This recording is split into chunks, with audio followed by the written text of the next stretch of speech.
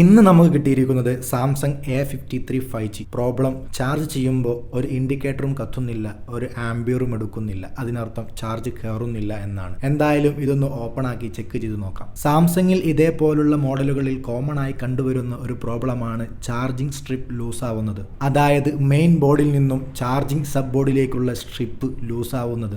എന്തായാലും നമുക്കിതൊന്ന് ചെക്ക് ചെയ്ത് നോക്കാം. ഈ കാണുന്നതാണ് മെയിൻ ബോർഡിൽ നിന്നും ചാർജിംഗ് സബ് ബോർഡിലേക്കുള്ള സ്ട്രിപ്പ്. ഇവിടെ ഈ കാണുന്ന മെയിൻ ബോർഡിലെ സ്ട്രിപ്പിലാണോ അടിയിലുള്ള സബ് ബോർഡ് സ്ട്രിപ്പിലാണോ പ്രോബ്ലം എന്ന് ചെക്ക് ചെയ്യും. മൊബൈൽ ചാർജിംഗ് കണക്ട് ചെയ്തതിന് ശേഷം സബ് ബോർഡിലുള്ള സ്ട്രിപ്പ് ഒന്ന് പ്രസ് ചെയ്ത് നോക്കാം. ഒരു ആംബിയർ എടുക്കുന്നില്ല, ഒരു ഇൻഡിക്കേറ്ററും ഇല്ല. ഇനി ഈ കാണുന്ന മെയിൻ ബോർഡിലെ സ്ട്രിപ്പ് ഒന്ന് പ്രസ് ചെയ്ത് നോക്കുമ്പോൾ ആംബിയർ എടുക്കുന്നുണ്ട്, ഇൻഡിക്കേറ്ററും കത്തുന്നുണ്ട്. അതിനർത്ഥം ഇവിടെയാണ് ലൂസ് എന്നാണ്. ഈ കാണുന്ന പോയിന്റ് ആണ് ചാർജിങ്ങിന്റെ പോസിറ്റീവ് ലൈൻ. ഈ ഒരു പോയിന്റ് ഇവിടെ ലൂസ് ആവുന്നത് കൊണ്ടാണ് ഇതിലേക്ക് കോണ്ടാക്ട് മെയിൻ ബോർഡിലേക്ക് കിട്ടാത്തത്. അതിന് ഈ ഒരു സ്ട്രിപ്പിന്റെ അറ്റത്തെ പോസിറ്റീവ് ലൈൻ ചെറുങ്ങനെ സ്ക്രാച്ച് ചെയ്ത് ബോർഡിലെ പോസിറ്റീവ് ലൈനിലേക്ക് ഒരു ജമ്പർ അടിച്ചാൽ പ്രോബ്ലം സോൾവ് ആവുന്നതാണ്. ആദ്യം ബോർഡിലെ പോസിറ്റീവ് ലൈൻ ചെറുങ്ങനെ സ്ക്രാച്ച് ചെയ്ത് നമുക്ക് ലെഡ് ആക്കി കൊടുക്കും. വീണ്ടും നമ്മൾ സ്ട്രിപ്പിലെ പോസിറ്റീവ് ലൈൻ സ്ക്രാച്ച് ചെയ്ത് അവിടെയും ലെഡ് ആക്കി. ഇനി നമുക്ക് ചാർജ് ചെയ്തതിന് ശേഷം സ്ട്രിപ്പിന്റെ എൻഡിൽ 5 വോൾട്ട് എത്തുന്നുണ്ടോ എന്ന് ചെക്ക് ചെയ്ത് നോക്കാം. ഇവിടെ 5 വോൾട്ട് എത്തുന്നുണ്ട്. ഇനി ബോർഡിലെ പോയിന്റിലേക്ക് എത്തുന്നുണ്ടോ എന്ന് നോക്കുമ്പോൾ അവിടേക്ക് എത്തുന്നില്ല.